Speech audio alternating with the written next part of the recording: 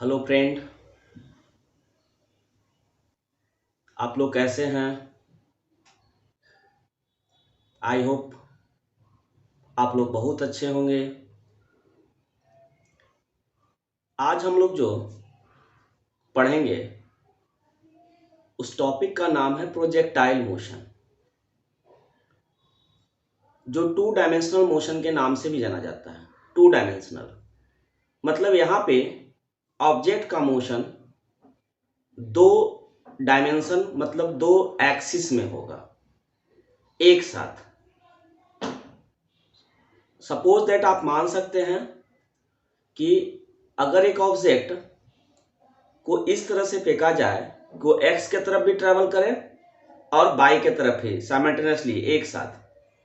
जैसे क्रिकेटर अगर किसी बॉल को हिट करता है तो और वह बाउंड्री के बाहर जाता है या बाउंड्री कहीं पे जाके गिरता है, ड्रॉप करता है ग्राउंड में, तो वहां पे देखिएगा कि अगर यहां से हिट किया तो ये बॉल ऐसे जाके ऐसे गिरता है। मतलब ये ऊपर भी उठ रहा है और आगे भी बढ़ रहा है, ये ऊपर भी उठ रहा है और आगे भी बढ़ रहा है। ठीक है, मतलब बाई में भी जा रहा है और एक्स में भी जा रहा है।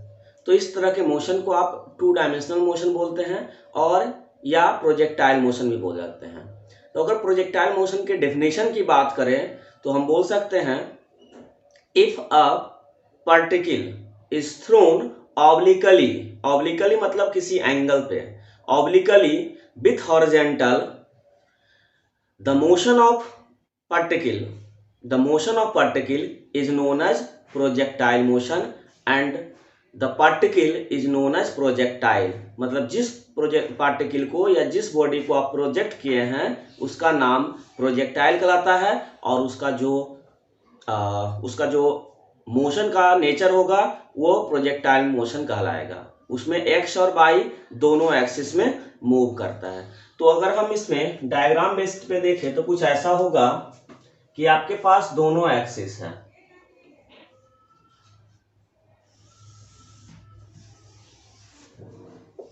एक्स और वाई। सपोज दैट यहां से कोई एक ऑब्जेक्ट को, प्रोजेक्टाइल को प्रोजेक्ट किए हैं इनिशियल वेलोसिटी u से, जो हॉरिजेंटल से थीटा एंगल बना के प्रोजेक्ट किया है। इसी को बोलते हैं ऑब्लिकली प्रोजेक्ट करना, है ना। किसी एंगल पे थ्रो कर रहे हैं, फेंक रहे हैं, तो ये कुछ ऐसा जाता है और ऐसे गिरता है, हाँ? यहां पे आके ड्रॉप करेगा। ठीक है, तो देखिए यहां पे जो मोशन इनिशिएट कर रहे हैं हम, ना एक्स के तरफ है और ना ही बाई के तरफ है, कहीं बीच में है, एक्स और बाई के प्लेन में है। तो दोनों डायमेंशन में ये जा रहा है। जैसे यहाँ पे आइएगा तो कुछ एक्स के तरफ भी डिस्प्लेसमेंट होगा, कुछ बाई के तरफ भी डिस्प्लेसमेंट हो रहा है, इसीलिए इसका नाम to dimension motion, 2D motion भी रखा गया है। चलिए, तो यहाँ पे जब भी हम काइनेमेटिक्स का फॉर्मूला लगाते हैं, काइनेमेटिक्स का फॉर्मूला लगाते हैं तो वो v बराबर u plus a t, s बराबर u t plus half a t square, v square equal to u square plus 2as अगर लगाते हैं तो ये वन डायमेंशन मोशन के लिए एप्लीकेबल होता है, टू डायमेंशन के लिए एप्लीकेबल नहीं होता है। तो हम इस प्रोजेक्टाइल मोशन के कंसेप्ट को हम ब्रेक करेंगे वन डायमेंशन मोशन में। तो वन डायमेंशन मतलब एक्स के लिए अलग काम किया जाएगा, बाई के लिए अलग काम किया जाएगा। तो एक्स के अलोंग क्या होगा, बाई के अलोंग क्या होगा, तो ये वन डायमेंशन में आ जाएगा। अभी टू डायमेंशन में ये स्पीड है, तो इसका कंपोनेंट ब्रेक कर लेते हैं, एक्स की तरफ क्या है और बाई की तरफ क्या है। तो एक्स के अलोंग जो आएगा, जिस एक्सिस से एंगल बनाया हो उसमें कॉस कंपोनेंट आएगा, तो यू कॉस थीटा हो जाएगा। तो एक्स के अलोंग जो इनिशियल वेलोसिटी है वो यू कॉस थीटा है। तो यहां पे लिख सकते हैं आप यू एक्स जो है वो कितना है, यू कॉस थीटा है। बाई के अलोंग जो कंपोनेंट आएगा वो साइन कंपोनेंट आएगा, यू साइन थीटा। तो यू बाई आ गया कितना आपका, यू साइन थीटा। चलिए, दो चीज पता कि इनिशियल वेलोसिटी एक्स की तरफ पता चल गया, बाई की तरफ भी पता चल गया। अब नेक्स्ट आपका जो काम है वो क्या करना है, एक्सेलरेशन के बारे में देखना है। तो यहाँ पे बाहर से तो यहाँ पे अभी तक फोर्स की बात नहीं हुई, तो फोर्स की बात नहीं हुई तो एक्सेलरेशन तो बात ही नहीं है, बस इनिशियल वेलोसिटी से फेंका जा रहा है। तो एक्सेलरेशन एक काम करेगा, acceleration due to gravity, external force कोई नहीं है, एक्सटर्नल एक्सेलरेशन कुछ नहीं है, लेकिन एक ग्रेविटी वाला लगेगा, और ग्रेविटी वाला एक्सेलरेशन हमेशा किधर लगता है, डाउनवर्ड, नीचे की तरफ लगता है। तो ये किधर लगेगा, डाउनवर्ड लगेगा, नीचे की तरफ लगेगा। कितना, acceleration due to gravity G. तो ये क्या है, बाई एक्सिस के अपोजिट है, तो निगेटिव बाई एक्सिस की तरफ है, तो इसको आप माइनस जी लेके चलिएगा। तो एक्सेलरेशन अलोंग बाई एक्सिस जो है वो क्या है, माइनस जी है, क्योंकि बाई एक्सिस ऊपर और ये नीचे है। अब u बाई को आप पॉजिटिव ले लिए हैं, मतलब u साइन थीटा को आप पॉजिटिव लेके चल रहे हैं बाई एक्सिस में, तो नीचे जो लग रहा है उसको नेगेटिव लेके चलेंगे, तो a y treated as negative minus g. Acceleration along x axis, क्योंकि ग्रेविटी का इफेक्ट ओनली बाई एक्सिस मतलब डाउनवर्ड डायरेक्शन में होता है, एक्स की तरफ हॉरिजॉन्टल डायरेक्शन में कोई नहीं होगा, तो ax क्या रहेगा, 0 रहेगा। चलिए u पता चल गया, x पता चल गया, एक्सेलरेशन पता चल गया, दोनों एक्सिस के अलाउंग। अब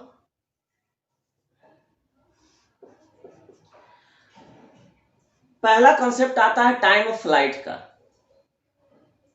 अगर हम यहां से बॉडी को प्रोजेक्ट किए हैं तो यहां तक आने में कितना टाइम लगा होगा, यह कहलाता है आपका टाइम ऑफ फ्लाइट। तो टाइम ऑफ फ्लाइट का पहले फॉर्मूला डिराइव करते हैं। पहला कंसेप्ट है किसका, time of flight, capital T से नोट किए। Time of flight, time taken by the projectile to reach the ground, ground तक पहुंचने में कितना समय लेगा, यह कहलाएगा आपका टाइम ऑफ फ्लाइट कहलाएगा। हमको डिराइव करना फॉर्मूला टाइम ऑफ फ्लाइट का, ठीक है। देखिए ये कहां पहुंचा है, फिर से ग्राउंड पे पहुंचा है।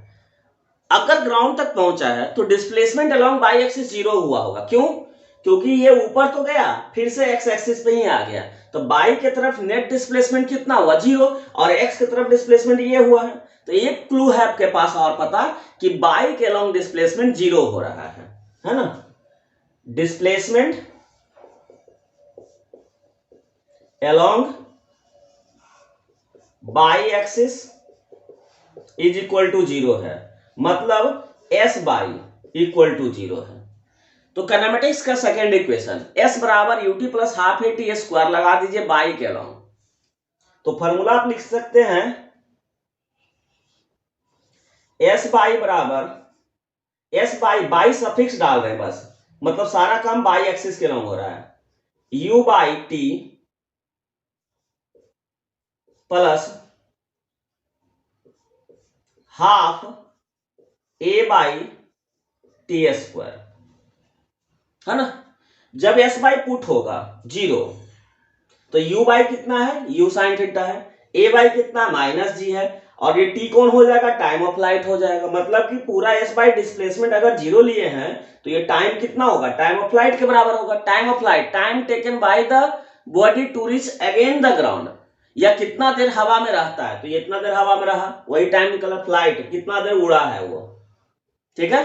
चलिए तो वैल्यू पुट किया जाए, एस बाई का वैल्यू 0, यू बाई का value u sine theta, time हो गया T, minus half a y का वैल्यू माइनस जी था इसलिए minus g into T square, capital T square. 0 equal to 1 T common हो गया, u sine theta minus g by 2 into T, तो 1 T बराबर 0 आया।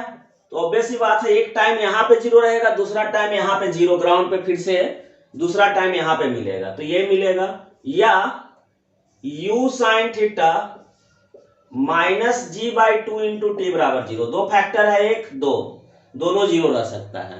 तो एक तो t यहाँ पे 0 है ही था, दूसरा बार 0 कहां पहुंचेगा, मतलब कहां पे फिर से ग्राउंड पे आएगा, यहां पे आएगा।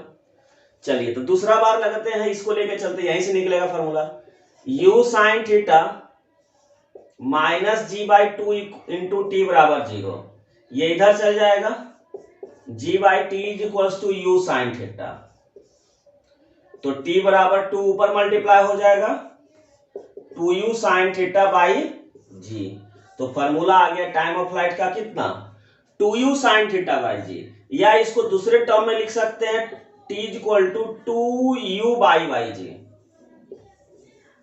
u साइन थीटा कितना था, initial velocity along y axis, तो initial velocity along y axis u sine theta, u sine theta की जगह पे u बाई रख दिए इंटू 2 बाई जी। अगर डायरेक्ट आपको बोल दें कि कहीं पे प्रोजेक्टाइल है, उसका बाई कंपोनेंट, स्पीड का बाई कंपोनेंट जो है initial velocity along the y axis का कंपोनेंट आपको डायरेक्ट बोल दे कि 10 मीटर पर सेकंड है, तो टाइम ऑफ फ्लाइट निकालिए। मतलब वो डायरेक्ट यू बाई का मेंशन कर दिया है, आपको इनिशियल वेलोसिटी नहीं दिया, एंगल को कुछ नहीं दिया, डायरेक्ट बोल दिया है कि अलोंग द बाई एक्सिस कुछ कंपोनेंट दे के रखा है, तो यहां से आप टाइम ऑफ फ्लाइट निकाल लीजिएगा। तो ये पहला फॉर्मूला मिलता है प्रोजेक्टाइल का टाइम ऑफ फ्लाइट का। चलिए दूसरे फॉर्मूले की बात करते हैं रेंज का। तो रेंज क्या कहलाता है, हॉरिजॉन्टल डिस्टेंस कितना कवर किया, ये रेंज कहलाएगा। Horizontal distance covered by the projectile, ये यहां से यहां तक, मतलब जहां से मैं प्रोजेक्ट किया हूं वहां से कितने डिस्टेंस आगे जाके वो ड्रॉप करता है, गिरता है, वो कहलाता है आपका रेंज। तो दूसरे फॉर्मूला पे चलते हैं, है ना। अगर आप लोग को लिखना होगा तो आप वीडियो पॉज करिएगा और वहां से लिख लीजिएगा, ठीक है। मैं लगातार चलता हूं।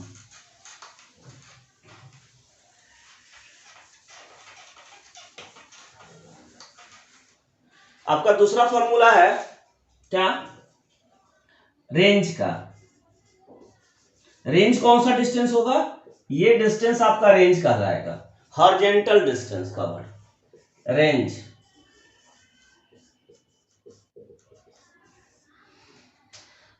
तो टाइम तो पता चल गया है कि टाइम ऑफ फ्लाइट है 2u साइन थीटा बाई जी है, एक फॉर्मूला पता चल गया है। देखिए हॉरिजॉन्टल डिस्प्लेसमेंट है, मतलब displacement along x axis work करना है आपको। इनिशियल वेलोसिटी पता है, एक्सेलरेशन पता है, और कितना टाइम में यहां पहुंचा ये भी निकल गया है, time of flight he time लगा होगा, सब कुछ पता है। आप डिस्प्लेसमेंट अलोंग एक्स एक्सिस निकालना है, अलोंग एक्स एक्सिस वर्क करना है, क्योंकि रेंज एक्स एक्सिस के तरफ का बात कर रहा है। एस एक्स बराबर u x into T plus half ए एक्स टी स्क्वायर हो जाएगा, और ए एक्स कितना है, 0 है, ए एक्स कितना है 0, ये पूरा टर्म क्या हो जाएगा, 0 हो जाएगा। तो बचेगा कितना, एस एक्स बराबर यू एक्स का वैल्यू पुट किया जाए, u cos theta into T, तो टाइम ऑफ फ्लाइट का जो वैल्यू आया पुट कर दीजिए, 2u sine theta by g आ गया, है ना। u x का वैल्यू u cos थीटा और टाइम ऑफ फ्लाइट का value 2u sine theta by g put कर लिए, और इसको आगे लेके चलते हैं, एस एक्स बराबर u इंटू यू स्क्वायर और sine theta into cos theta by g, या ये फॉर्मूला है 2 sine theta into cos theta, formula होता है साइन 2 थीटा का। तो आप इसको ऐसे भी लिख सकते हैं, एस एक्स बराबर u square sine 2 theta by g. तो एक यही एस एक्स क्या हो गया, रेंज में बदल दीजिए ना, यही एस एक्स क्या है आपका, रेंज है।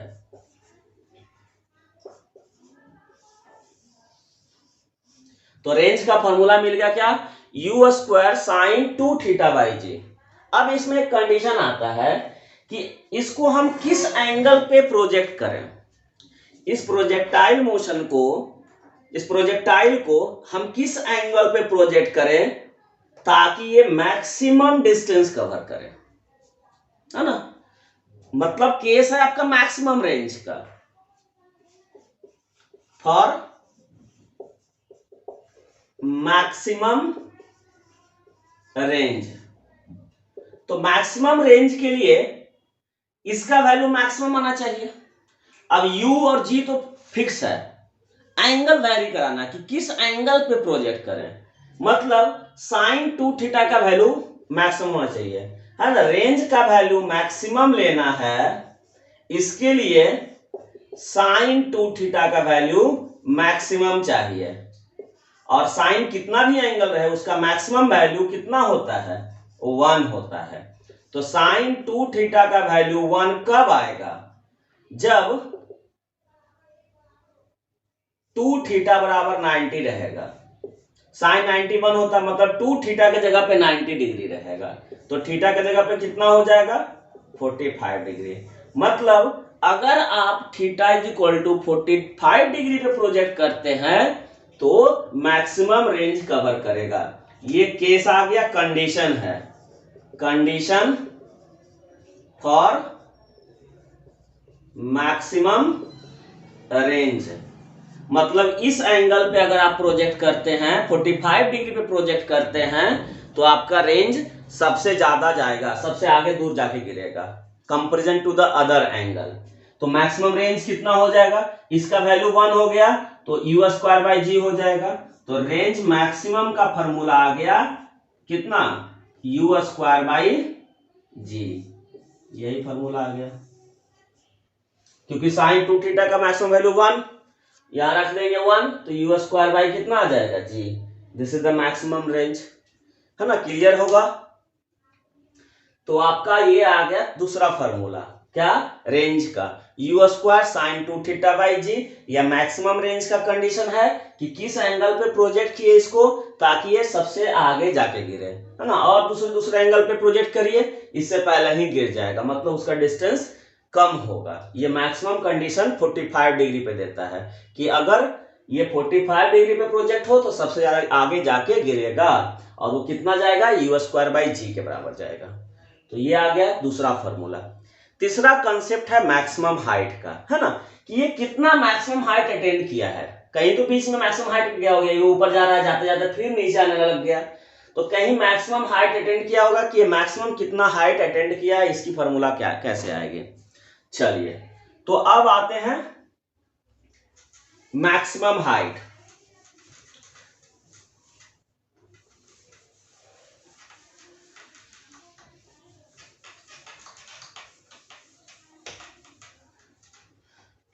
तो तीसरा फॉर्मूला आप लोग का है, तीसरा कॉन्सेप्ट आपके इसमें है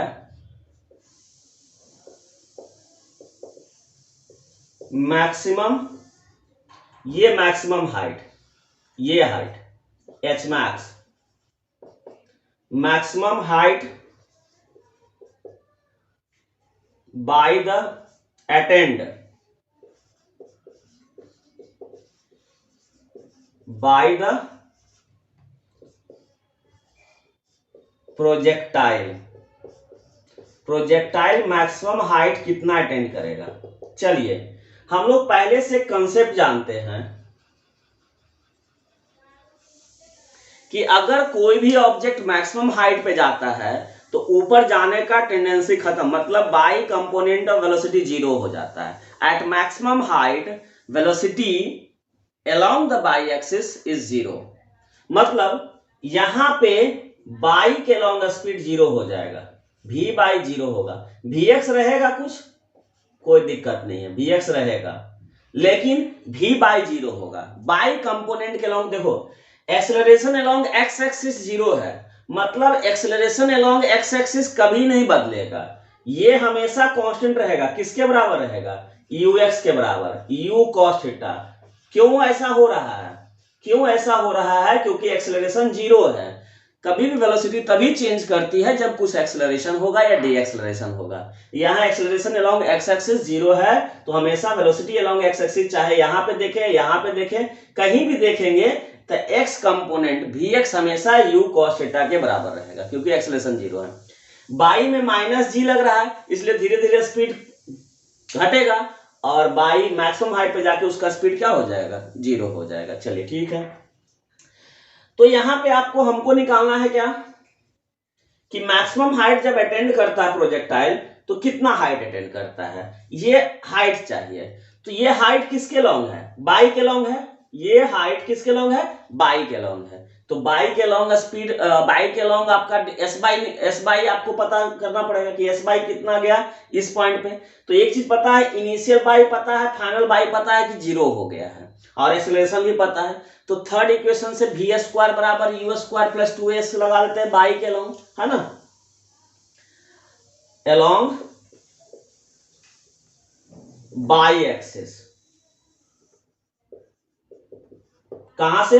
ये प्रोजेक्शन ओ ए बी, मतलब ओ से बी के लिए सिर्फ।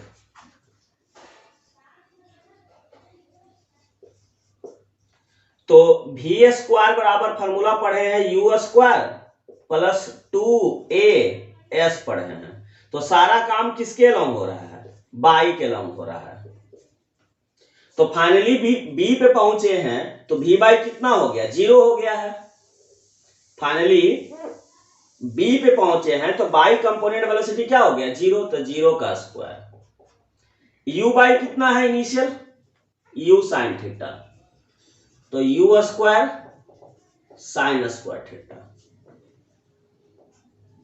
माइनस हो जाएगा क्योंकि a बाई 0 है, -2g s बाई, यही s बाई क्या हो गया? बाई के लॉन्ग डिस्प्लेसमेंट h मैक्स हो गया। तो s बाई के जगह पे लिख लेंगे h मैक्स। ये इधर जाएगा प्लस में हो जाएगा 2g h max equal to u square sine square theta. तो h मैक्स बराबर क्या हो जाएगा? U square sine square theta by 2g। ये फॉर्मूला आ गया आपका maximum height attained by the projectile, है ना। तो हम लोग अभी 3 फॉर्मूला पढ़े हैं, टाइम ऑफ फ्लाइट का, रेंज का, और रेंज का कंडीशन कि किस एंगल पे उसको प्रोजेक्ट किया जाएगा ताकि वो मैक्सिमम डिस्टेंस कवर करेगा, है ना। और मैक्सिमम हाइट कितना आएगा, है ना। तीनों का फॉर्मूला प्रूफ कर लिए, ठीक है। तो ये बेसिक चीज हुआ। अब आता है कि अगर सपोज दैट हम अगर दो डिफरेंट एंगल पे प्रोजेक्ट करते हैं, और उसका रेंज बराबर आता है, तो उन दोनों एंगल का रिलेशन क्या होता है? या फिर बोला जाता है कि अगर दो डिफरेंट एंगल पे प्रोजेक्ट किया जाए और दोनों कंप्लीमेंट्री एंगल हो, कंप्लीमेंट्री एंगल मतलब दोनों एंगल का सम 90 हो, तो रेंज बराबर होता है ना। For two complementary angle of projection,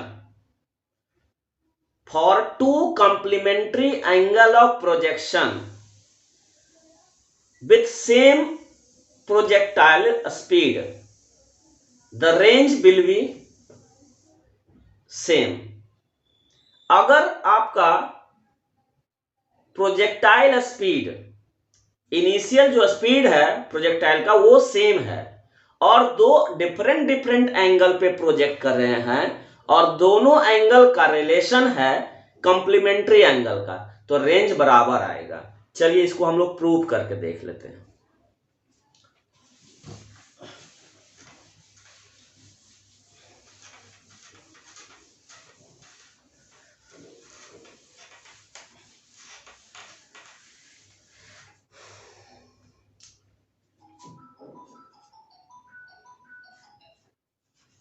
for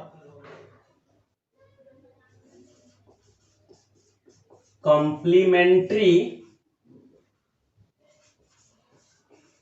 angle of projections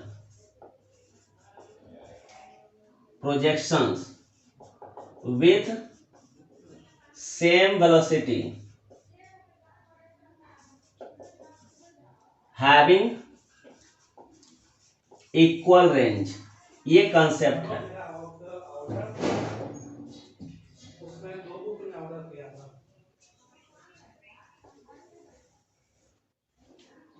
ठीक है,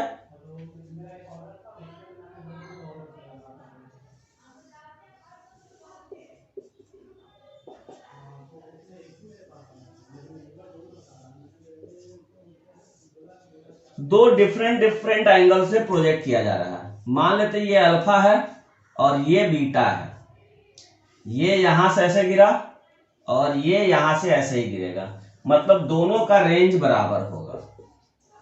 कब? जब कंडीशन है कि alpha plus beta 90 degree complementary angle होगा, तब दोनों का रेंज, दोनों प्रोजेक्शन का रेंज बराबर होगा। अल्फा प्लस बीटा 90 होना चाहिए। ठीक है, चलिए तो दोनों के लिए रेंज का फॉर्मूला लिख के देखते हैं, देखते बराबर होता है कि नहीं। तो पहले अल्फा के लिए देखते हैं। इनिशियल वेलोसिटी सेम होगा तभी है, वेलोसिटी चेंज नहीं करना है, वेलोसिटी चेंज कर दोगे तो फिर तो अलग अलग हो ही जाएगा। ठीक है, चलिए तो पहला रेंज देखते हैं अल्फा के लिए। फॉर प्रोजेक्शन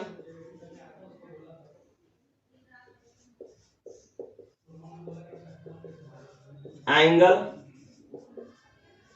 अल्फा,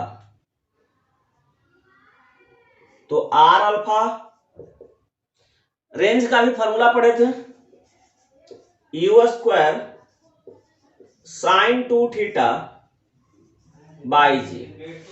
तो ये थीटा की जगह पे क्या होगा, अल्फा हो जाएगा। ठीक है, तो ये निकला पहला का। अब बीटा एंगल के लिए प्रोजेक्शन देखिए, और प्रोजेक्शन एंगल बीटा के लिए, तो आर बीटा, बीटा एंगल के लिए प्रोजेक्शन के लिए u square sine 2 beta by ji.